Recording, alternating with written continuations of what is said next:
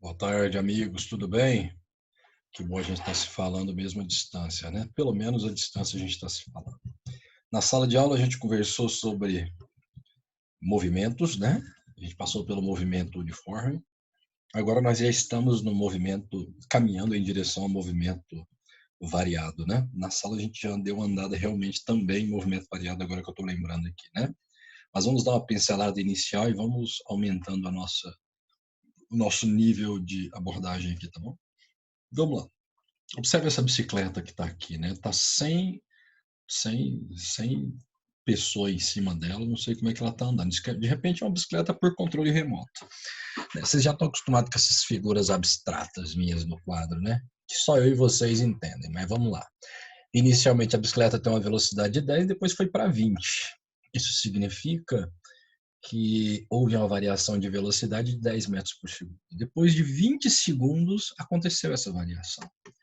Então aqui já começa a pensar no movimento onde a velocidade muda. Isso é que é um movimento variado. Para calcular a aceleração aqui é tranquilo. A variação da velocidade é 10 durante um intervalo de tempo de 20 segundos. Não é isso mesmo? 10 sobre 20 é 0,5. Legal, né? Mas o que significa esse resultado? Né? Primeiro, a unidade de medida de aceleração é metro por segundo ao quadrado. É a unidade de medida de aceleração no sistema internacional. É uma situação um pouco mais real. Está aqui embaixo nesse texto, pensa em um automóvel que está a 2 metros por segundo de velocidade. A 2 metros por segundo ao quadrado de aceleração, que eu quero dizer. Esse automóvel está a 2 metros por segundo de aceleração. O que significa isso? Que é o mais importante da gente pensar. Significa que a cada segundo que se passa, a sua velocidade aumenta 2. É só isso. Entende? Então, se a aceleração dá 2 metros por segundo ao quadrado, é fácil você perceber que a cada segundo que se passa, a velocidade aumenta 2. Com esse raciocínio, a gente vai caminhar muito rápido aqui. Você vai ver. Vamos comigo. Algumas acelerações importantes, a aceleração centrípeta, que é a aceleração responsável pelos movimentos circulares, a aceleração da gravidade, né? O campo gravitacional também gera aceleração nos objetos. A aceleração tangencial é a aceleração responsável por aumentar a velocidade tangencial dos movimentos, inclusive dos circulares, né?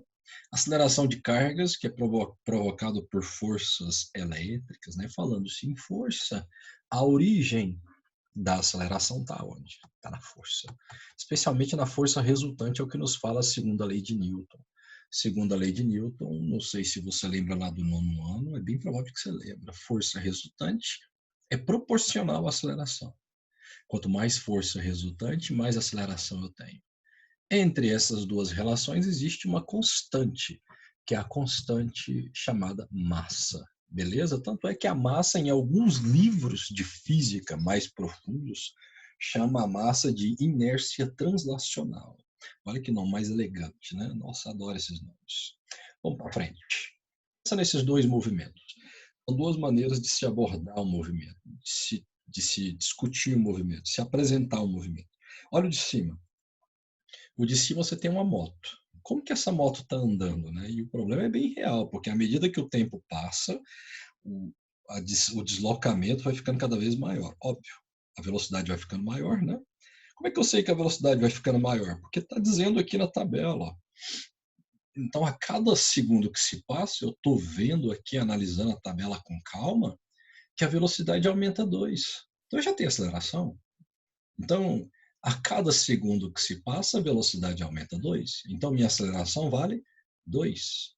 Se eu fizer delta V sobre delta T, que é a razão entre variação de velocidade e tempo, que nós definimos logo no início, 10 sobre 5, 2. Olha esse caso aqui. Agora o carro está freando. É uma outra maneira de te apresentar esse movimento. A velocidade está diminuindo e eu sei quanto que ela está diminuindo a cada segundo. Então, o movimento retilíneo uniformemente variado, uniformemente porque a redução de velocidade ou o acréscimo de velocidade é sempre o mesmo. A cada segundo que se passa, a velocidade aumenta do mesmo tanto ou diminui do mesmo tanto. Então, nessa figura de baixo, a cada segundo que se passa, a velocidade diminui 5. correto? Mas aqui dá para a gente ver. Então, nós temos uma queda de velocidade a cada segundo de 5. Queda é menos. É por isso que a nossa aceleração dá menos 5 metros por segundo. Tranquilo, né? Agora, olha o gráfico. Ao invés de eu te dar uma figura, te dar um texto, eu te dou um gráfico. Então, nesse primeiro gráfico aqui, tem como eu saber a variação da velocidade e a variação do tempo. Isso é suficiente para eu saber que a minha aceleração, 20 sobre 10, 2. Aqui, eu tenho a variação de velocidade, que aliás é negativa, né? Está tendo uma queda, está caindo para o 10, de acordo com a curva. Então, eu tenho uma queda de 4 metros por segundo em 3 segundos. Então, aqui eu tenho uma aceleração de menos 4 sobre 3 metros por segundo ao quadrado. Esse gráfico aqui parece que é meio difícil, né? Não, mas a velocidade não muda. Se a velocidade não muda, o movimento é retilíneo uniforme, né? Não é variado. Retilíneo uniforme não tem aceleração, mas é óbvio que não tem aceleração. Eu não tenho mudança de velocidade. Então, aqui a minha aceleração vale 0. Tranquilaço, né? Vamos seguindo. Função da velocidade, olha lá. Eu te dei uma figura onde a velocidade se modifica à medida que o tempo passa, igualzinho a gente tinha falado. Mas o que isso tem a ver com o que a gente está querendo colocar agora para você? Presta bem atenção agora. Aqui já dá para você ver que a velocidade, mais uma vez, está aumentando 5. Então, a aceleração dá 5 metros por segundo. Bom, então, partindo da relação da aceleração ΔV sobre ΔT, eu já tenho, se eu pegar essa equação e abrir essa equação, abrir como? Né? Você deve estar se perguntando aí, abrir como?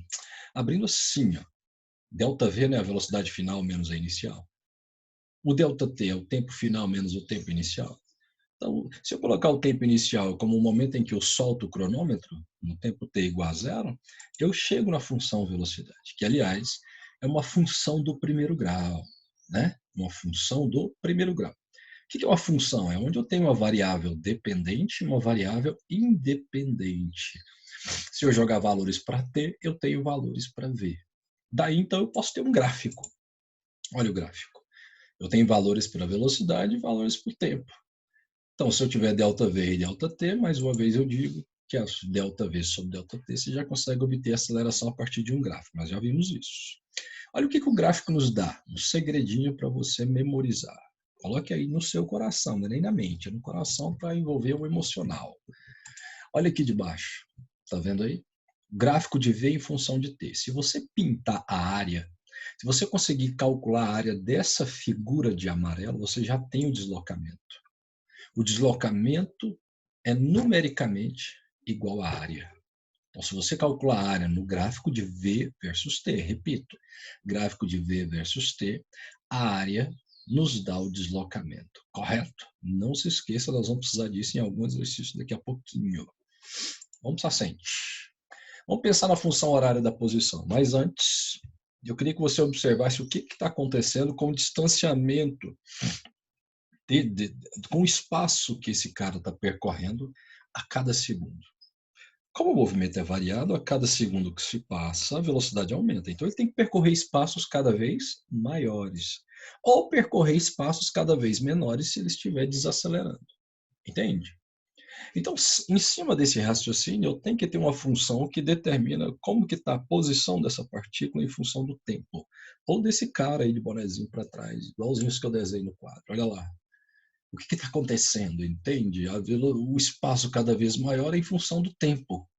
Então, espaços cada vez maiores, à medida que o tempo passa, eu preciso de uma função quadrática, uma função do segundo grau, olha ali.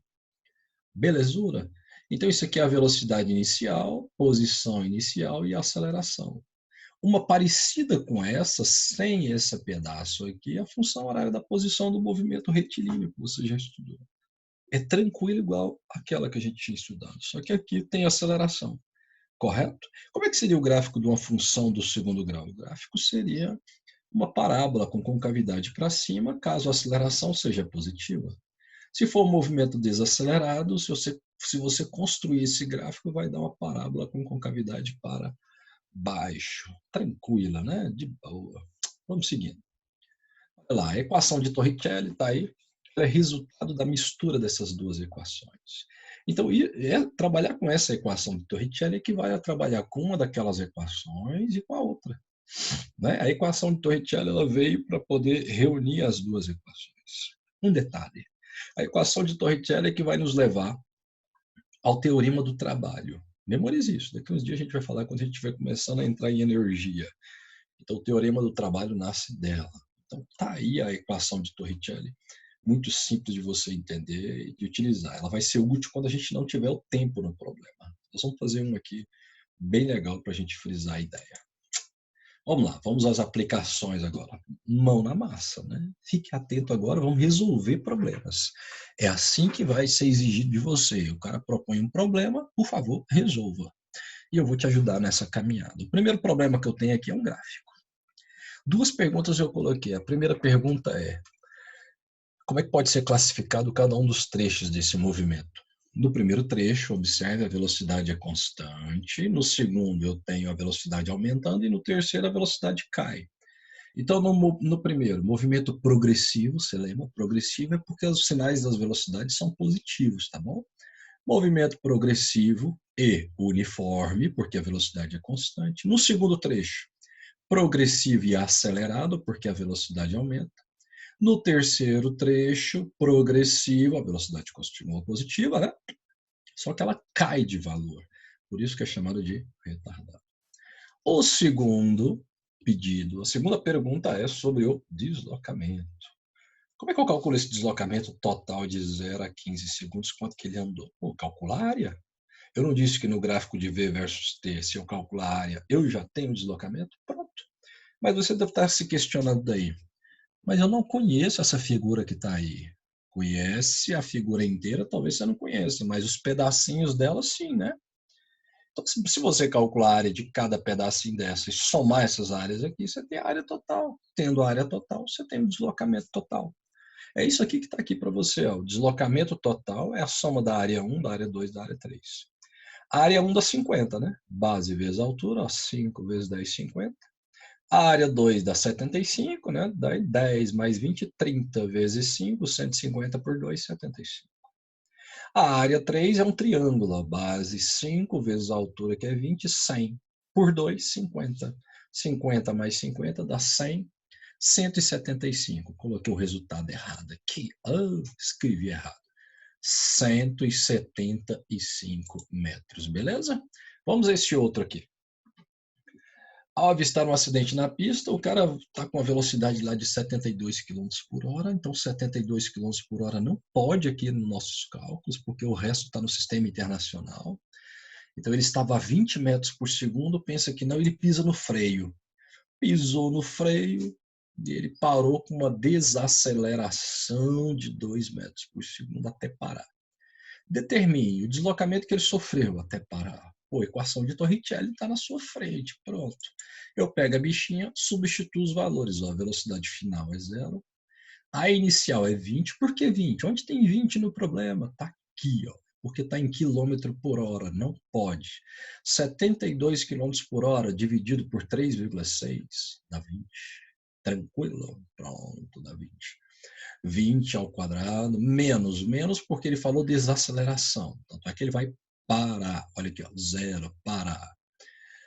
A aceleração é 2, o menos está aqui, né? Eu pus ele aqui de fora, né? Para não ficar entre parênteses e menos 2. O ΔS é o que ele quer. Fez as continhas e encontrou 100 metros de deslocamento. Ele pediu o tempo necessário para ele parar. Pô, joga na função horária da velocidade, essa aqui, ó. A velocidade final é 0, a inicial é 20, a aceleração é 2, negativo de novo, retardado, T. Passo 2T para cá, passou 2 dividindo, deu 10. Acabou. Problema de boa, né? Vamos a mais um. Opa, acabou. É isso aí. Eu achei que tinha mais um, né? Não tem mais um. Outros exercícios, mais um que eu quero dizer, porque está no livro.